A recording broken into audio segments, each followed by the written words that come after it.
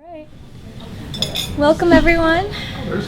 My name is Caitlin Esposito. I'm the program assistant at the Chiari Syringomyelia Foundation. It's really nice to meet you all. So I'm just going to start by giving you a little background information about... Can't hear you. Okay, I'm sorry. I don't usually speak terribly loud. I'm going to give you a little background information about the Chiari Syringomyelia Foundation. We were formed in 2007, and the mission is to advance knowledge through research and to educate the medical, allied sciences, and lay community about Chiari malformation, syringomyelia, and related disorders. Hopefully this works. It did. Oh, got cut off. All right, so CSF is governed by 3 boards. That makes it kind of separate from most other organizations. It has the board of directors, a board of trustees, also known as the Bobby Jones Society, and the Scientific Educational Advisory Board, or the C Board, which Dr. Heiss is a member of, and he will be speaking in just a moment. Recently, CSF has received the Han code on top. I know it's a very big deal. On top of our already acquired BBB and GuideStar gold status, I guess, participant, gold seal. It just kind of further validates CSF as an organization.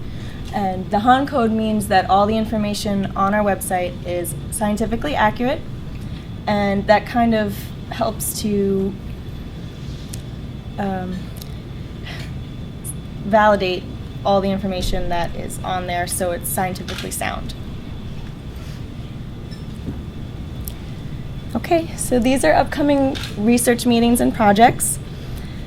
The meetings listed on the left are meetings that we posted just this year.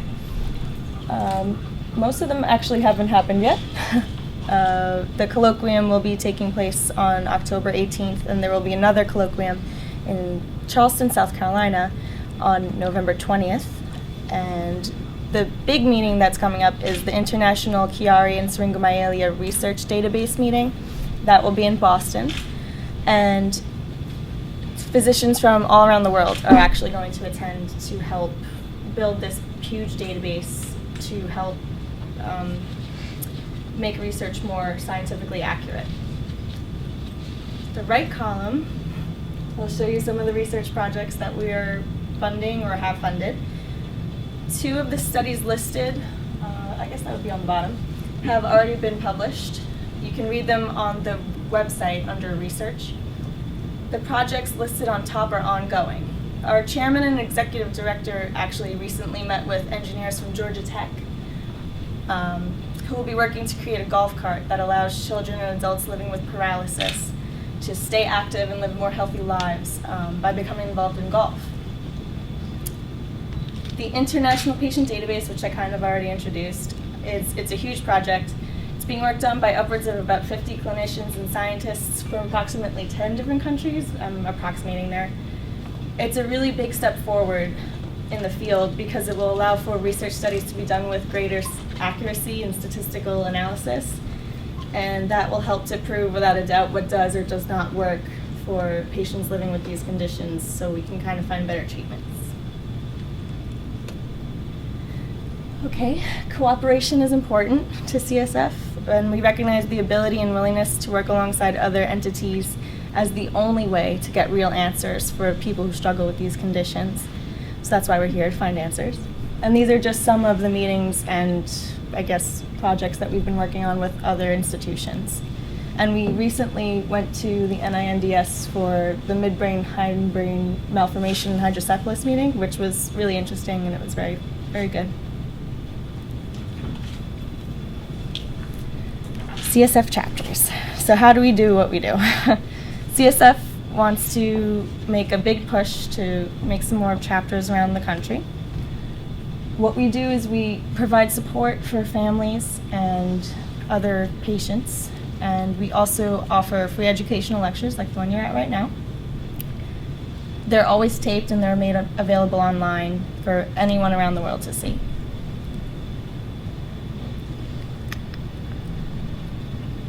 These are some of our events. This is how we pay for these lectures. The Bobby Jones Classic will be in May, from the 18th to the 19th in 2015. And the dinner dance is coming up, I guess, in October, so in a month. I will mention about the Bobby Jones thing. Paul Farrell, our chairman, he was interviewed yesterday or the day before by Jimmy Roberts, who is an NBC sportscaster, and his spot will be on NBC's coverage of the Tour Championship, either this Saturday or Sunday, I'm not sure which. So he's going to be talking about his story and Chiari and Syringomyelia, and so that's going to be on national television. So we're very, very excited about that. These are some more events. The gala will be in November, and the charity ball will be next March, so March coming up. They're always fun. The United Night Walks are a huge event. This year we've raised about over 100,000.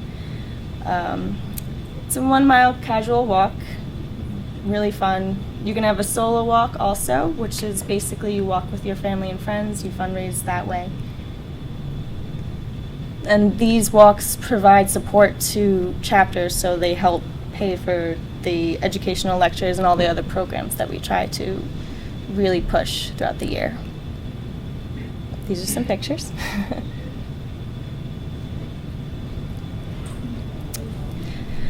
This is what we'll be discussing after the lecture.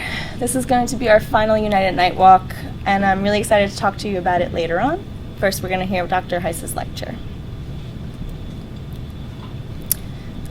One of our programs that we're really trying to push is the Consider Chiari campaign, and that's where we go to grand rounds and other institutions, or I don't know, I guess hospitals is the word I'm looking for, to educate doctors and nurses and other medical professionals about Chiari and how to recognize it, what it even is, and basically we're trying to improve patient outcomes by educating physicians. We had one recently, right, in North Carolina, so that would be this one. These were nurses. It was a packed room, so that was good. And this was 2013. This is an old picture. But basically the point is we try to educate physicians and other medical professionals to kind of really make sure that patients are well taken care of. Okay, so with that, I'm going to introduce Dr. Heiss. Dr. Heiss is head clinical unit in the surgical neurology branch at the NINDS at the National Institutes of Health in Bethesda, Maryland. He's clinical professor of neurosurgery at George Washington University, Washington, D.C. He's the principal investigator of clinical research protocols that examine the pathophysiology of syringomyelia and the genetics of Chiari-1 malformation. He is vice chair of the NINDS Institutional Review Board and former chairman of the Surgical Administrative Committee. An expert in surgery for brain tumors, syringomyelia, and epilepsy, Dr. Heiss has lectured extensively on various topics in neuroscience and neurosurgery and has published dozens of original research papers, review articles, and abstracts based on his research. He has served on grant review panels at the National Cancer Institute, and he is a board-certified neurological surgeon certified by the American Board of Neurological Surgery. So with that, I'm going to have him come up. And he's very, very nice. Thank you for coming. I work at the National Institutes of Health. It's paid for by tax dollars, so I appreciate all you taxpayers. If you don't pay taxes, get to work. But anyways, I appreciate the invitation. We're a research hospital at the NIH, at the clinical center. We have 235 beds there. It's free to anybody who's an American citizen. Even people from foreign countries can be treated there if they fit one of our research protocols. And we've had an interest in syringomyelia. I've been there for 23 years, so for about 23 years. Dr. Oldfield before me had interest there too. We don't accept everybody. You have to have something that we're studying, but we do study syringomyelia and Chiari. So many people who contact us do qualify for the studies, and we're glad that they participate. So today I'd just like to talk to you about Chiari and Syringomyelia and some research, some non-research, some just basic information. Okay, well, syrinx, as far as how a neurosurgeon sees it, we don't see it strictly as pain and weakness. We see it as a swelling of the spinal cord. This is the spinal cord here and the neck, and then these are the nerve roots. And what it does is it injures the inside part of the spinal cord. There's a gray matter, and that supplies the nerves for the movement of the arms. And then it also interferes with the white matter, and those are the nerves that are trying to get across the spinal cord that provide pain and temperature sensation. And it also affects some of the nerves that are making their way past the neck down to the legs, and that's why people with syringomyelia can get very stiff legs. That's called spasticity.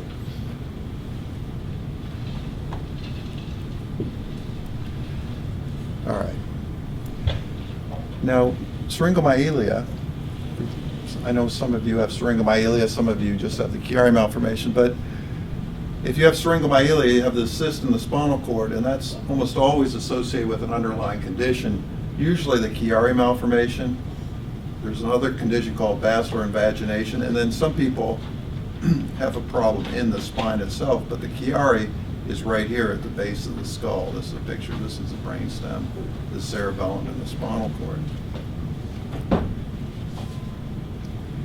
And it's called a Chiari malformation because this gentleman, about 125 years ago, his name was Chiari, so they're called Chiari malformations. And he observed that the syrinxes, when people had syrinxes and they had Chiari malformation, the syrinx is connected to this little canal in the middle of the spinal cord called the central canal.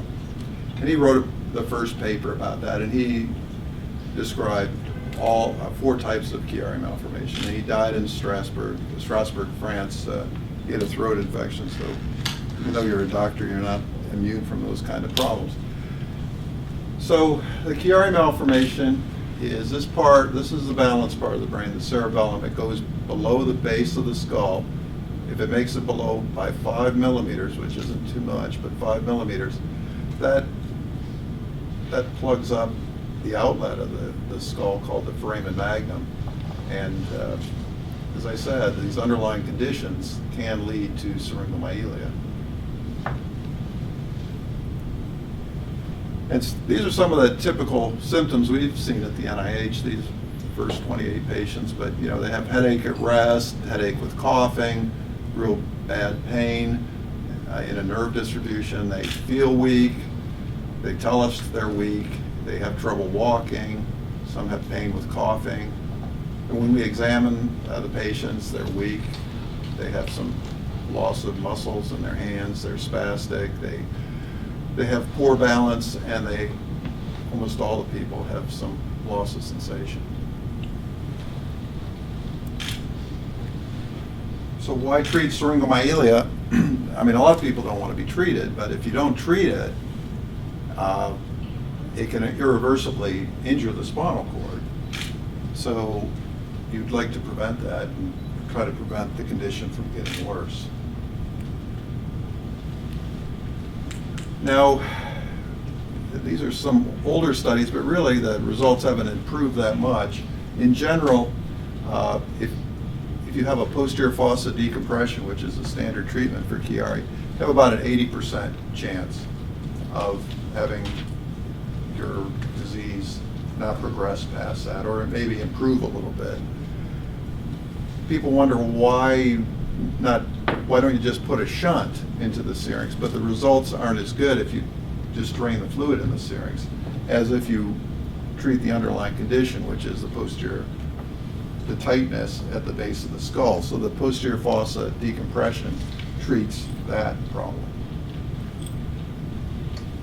So the decompression, here's where the cerebellum sits in the back of the skull, and the Chiari goes below the base of the skull. This is just as if this was invisible, the bone was invisible. But the operation is you cut on the back of the head, and I know a lot of people know this because they've had this operation, but they get cut on the back of the head, take out this bone here, And then some people, we like to put a graft of this tissue back here to expand the space, and that's for many people, that's part of the Chiari operation, to do a duroplasty. So at the NIH, we wondered, well, how do you connect this Chiari malformation, this tightness at the base of the skull, with the syrinx? How are they related? And so we thought it would make sense, and we've seen this, and I'll try to show you some pictures that we took during surgery to try to convince you of this. We thought that because this space at the base of the skull is so tight, that when the brain pulsates, as it always does, about once a second, generally the brain will expand when the heart pulsates. And because of that, it gets a little bit bigger. And since the skull is fixed, it's made of bone, that there's got to be some way to get rid of that pressure that happens. And the way you do that is that the spinal fluid moves from inside the head into the spine. But if you have a Chiari malformation, it can't do that. And so the brain will pulsate more, and we believe, and we've tested, and it will cause very large pressure waves, and that forces fluid into the spinal cord, and to our way of thinking, that will eventually cause a syrinx. All right, so during surgery, we, if the patient's facing down, these are the tonsils, we can do ultrasound, which is like a fish finder. You can look through the dura with the sound waves, and you can see this is the cerebellar tonsils, this is the brainstem, and this black area here, that's the syrinx. And so when the heart beats, you can see every time the heart beats, the tonsils go up and down, and the syrinx pulsates. So even though you get MRI scans and everything seems still, it's really not like that. Real life, things are moving. And that's why you can get throbbing headaches and things like that. So anyways, here, hoping this will work. Okay, so it looks like, well, we'll see, maybe not. Okay, so if that didn't convince you, let me just show you. This is the dura during surgery. Now we just cut through the dura, and this is the arachnoid. So you can see, this is the brain. This is how it pulsates in somebody with Chiari. So you see, every time the heart beats, that's what's happening. This is the Chiari down here. These are the tonsils. This is the cerebellum, and this is the arachnoid. Does everybody see the pulsation of the brain? So this is a decompression. We would put a graft in here to make that space, here's a graft, to make that space larger. Okay? So that's what a decompression operation does. I know that was around dinner time. I hope you all have strong stomachs. Okay. Well, the trouble with surgery is the surgery can stop things where they're at. Doesn't result in much improvement, except in headache. Headache usually improves a little bit.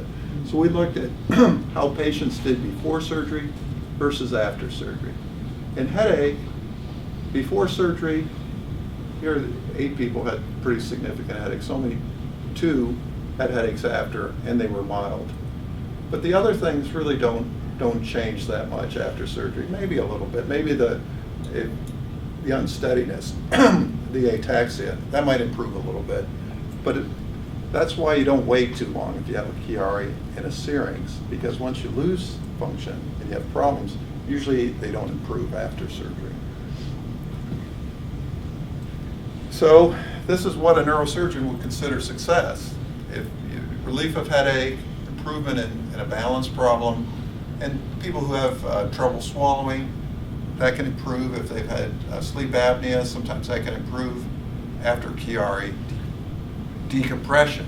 Now with syringomyelia, you'll get stabilization or mild improvement in the signs, but usually won't get better.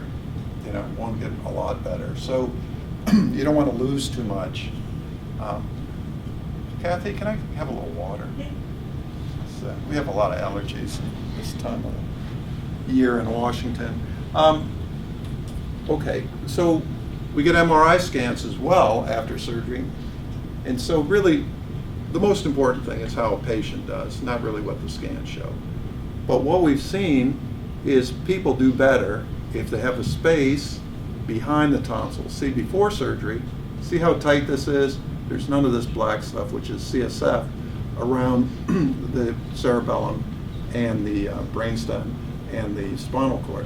But after surgery, you have this CSF back there, and you go from the cerebellar tonsils being very triangular to them rounding, becoming very round. And the tonsils, here oh, thank you. Here I drew where the bone was before it was removed. See, so a decompression allows the cerebellum to expand into that extra space. So that's what a decompression does.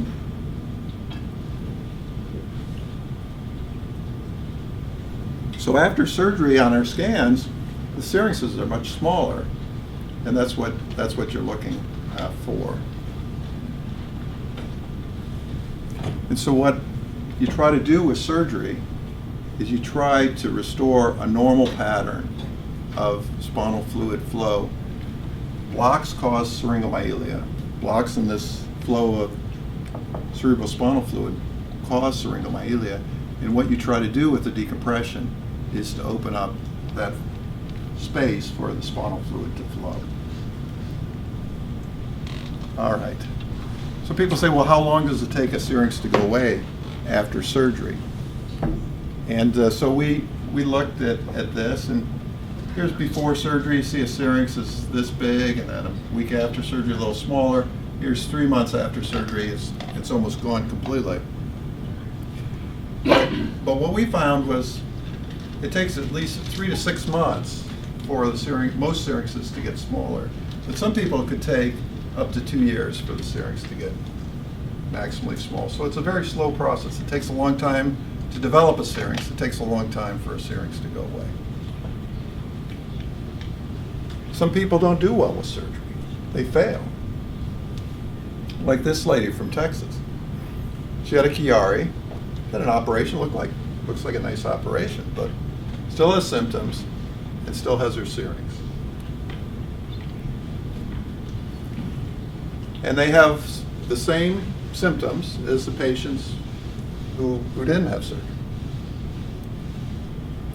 But some of them are actually a little worse because they've had the active syrinx longer. Here's another person. You can see a syrinx. Here's a Chiari. Hospital lost all the rest of the films. But you can see a huge syrinx here. And this is a decompression, but you don't see any of the black stuff around the cerebellum because there's not space for fluid to flow. Here's another person.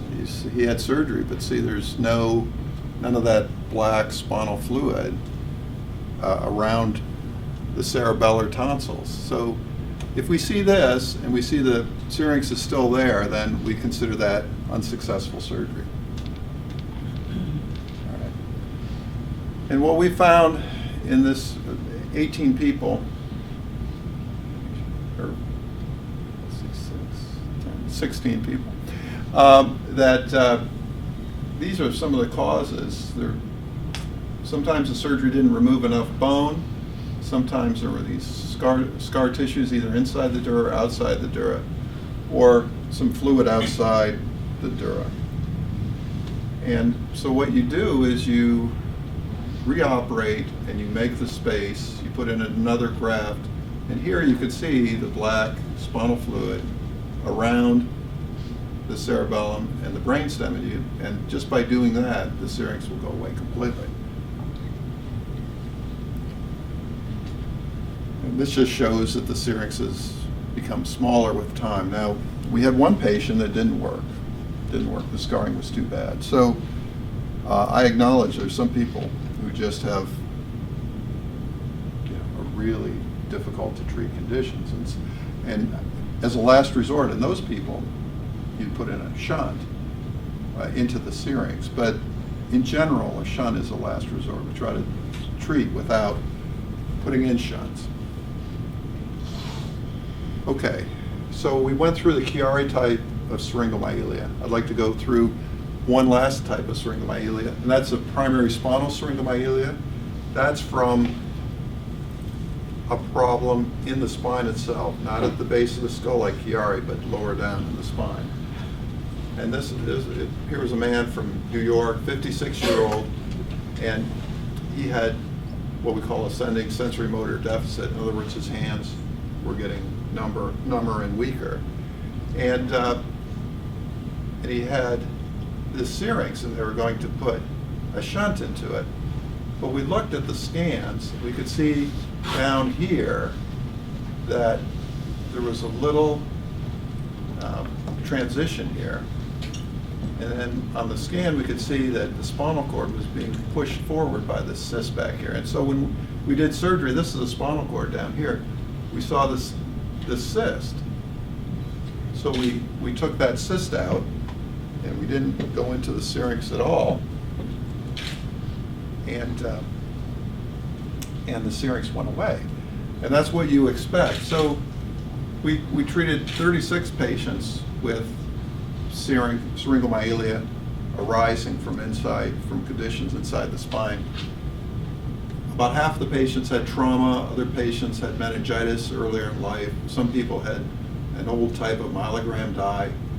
But 14 people, they didn't know why they developed the condition.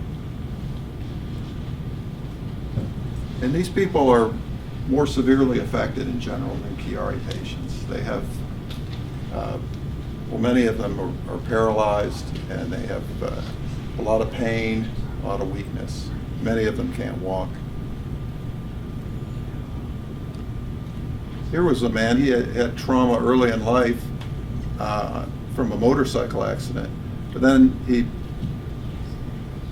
become less of a rabble-rouser, went into IT, but his hands were getting weak and numb, and the syrinx went all the way up through the cervical spine from the thoracic spine, and now was going into his brainstem. Go through. So with surgery, I showed you the other pictures where you saw the pulsation. We found that even with the spinal type of syringomyelia, the pulsations are active. Okay, so after surgery, on the whole group of patients, all of them started out with sensory problems. 92%, almost all of them, after surgery had sensory problems. You couldn't make that better. Weakness improved a little bit.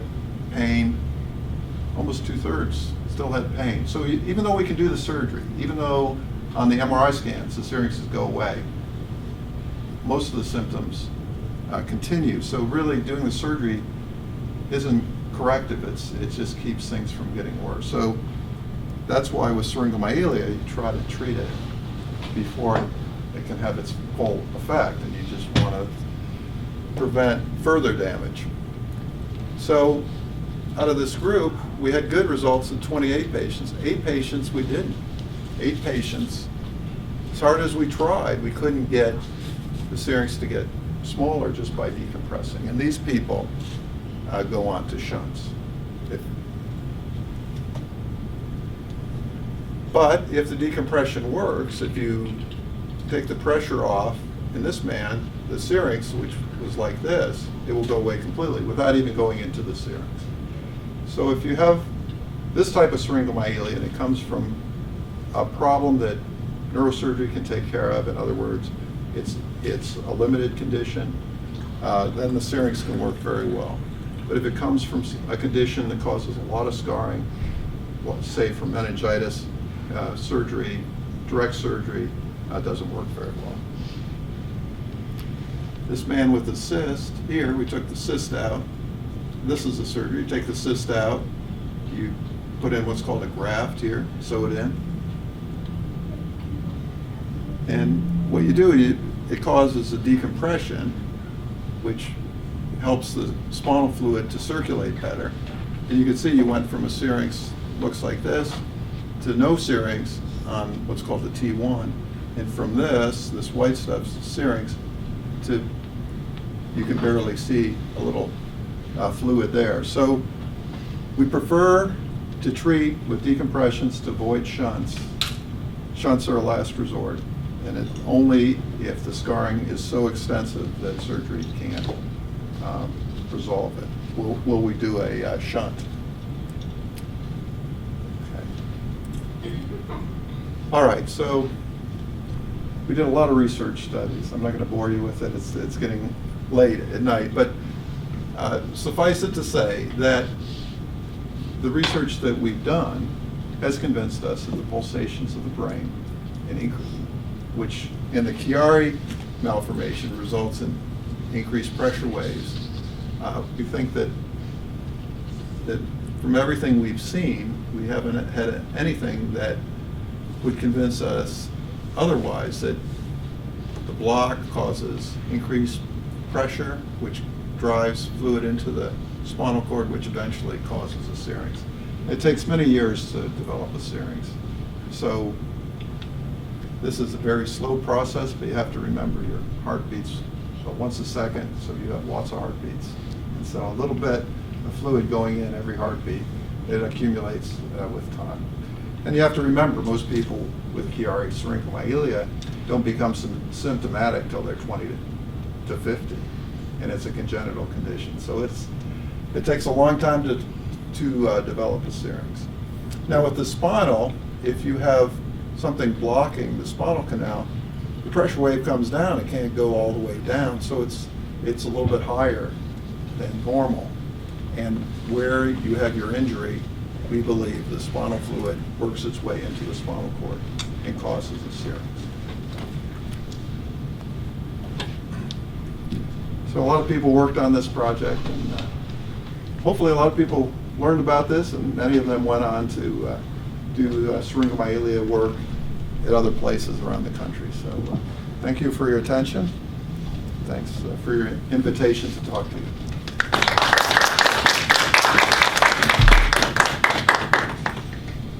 Did anyone have any questions? Does anyone have any questions for Dr. Heiss? Yes. So when the CSF flow it's restored, does that fluid help cushion the brain from, like, That, right. Yes. You're exactly right. Yeah, here, let me take a yes.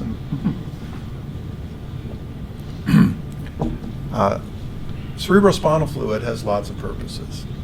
But one of them is cushioning of the brain. So normally, every time the heart beats, the spinal fluid, a little bit of the spinal fluid goes back and forth from the head to the spine. The other thing is somebody hits you on the head. We have Ray Rice up in Baltimore. Somebody hits you in the head, then it cushions the blow a little bit. So so that's one of the things. And the other thing is it gets rid of waste products from the nerve activity, things like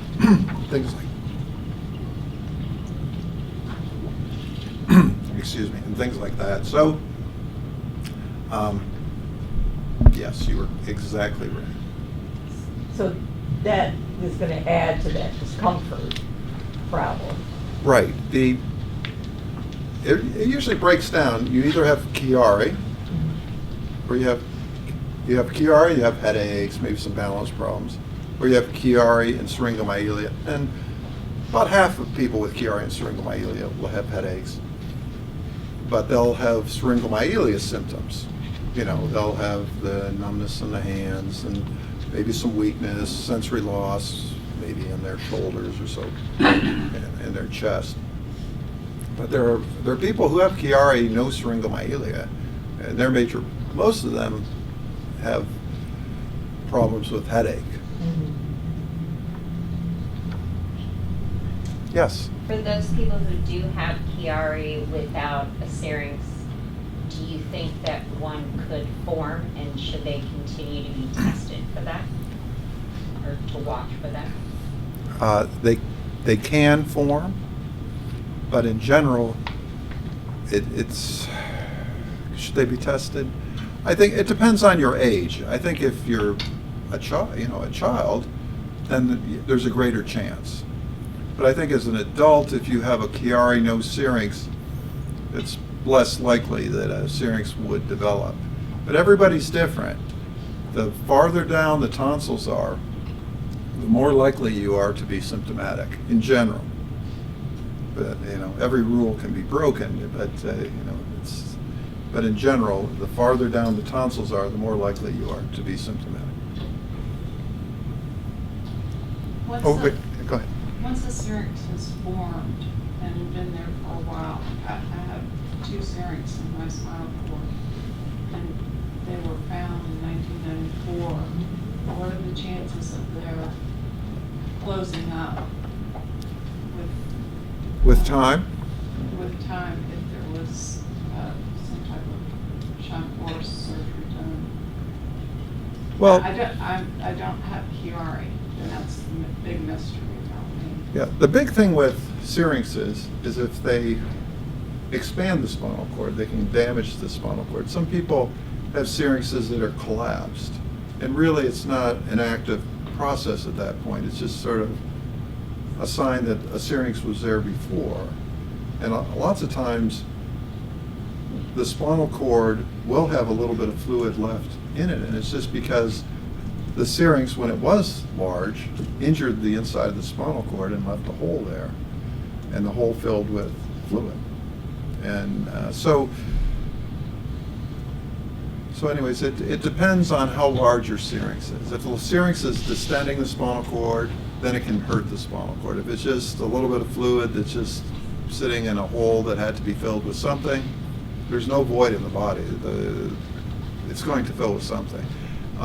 Then it's not as much a medical concern. At least it won't make you worse. But the damage of the spinal cord, if you have damage to the spinal cord, you can have headache, pain that persists forever. So easier said than done, but you try to keep the damage from occurring in the first place. What size do you consider a large syrinx? Well, the different parts of the spinal cord have different sizes, different diameters, but in the neck area, probably when you get above 5 millimeters or larger, and the thoracic spinal cord is smaller, so probably 4 would be above that. You would wonder. It's pretty much you look at the spinal cord, and where there's not a syrinx, you see how wide it is, and then you see where the syrinx is. And if the syrinx is making the spinal cord larger, then it's pressing on the inside of the spinal cord and can injure the inside of the spinal cord. Mine are 6.4 millimeters in the thoracic area. Yeah, that sounds like it's still distended, but Yeah. I'm not looking at the MRI scan, so but that's a little bit larger than. Yeah. All right.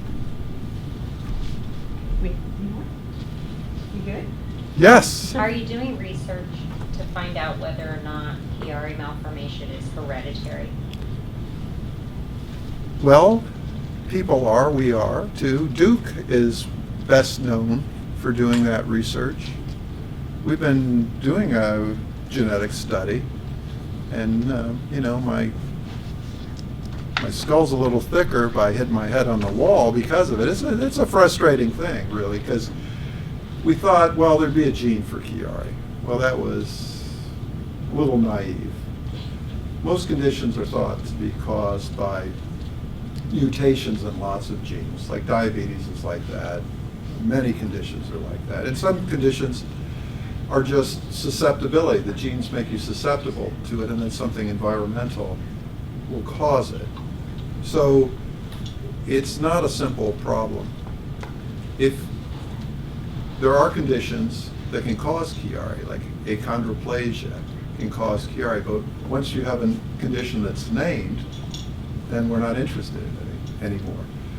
Chiari genetics is, okay, what's the genetics of a condition who we don't know at the present time, that we don't know its genetic makeup. So it's been a difficult problem. I think it's going to come down to many genes are involved, and then there's environmental susceptibility. So but time will tell. It's not going to be one gene. And it's an ongoing study. You're going to continue. Well, Duke has an ongoing study, and what you do is you get DNA samples, which can come from blood or from the inside of your DNA from the inside of your cheek, and you send it to a laboratory, and they analyze for every area of the genome, all your DNA, check every gene, and then they see, well, how is a Chiari person's genetics different from somebody who doesn't have it? And then but there are 20,000 genes you check for, so it's not a simple thing, and you're going to have some associations just randomly. So then you have to look, well, is this a random association or is it real? And it's I think that what the genetic studies will do there'll be genes that will be affected and will make you more susceptible to Chiari.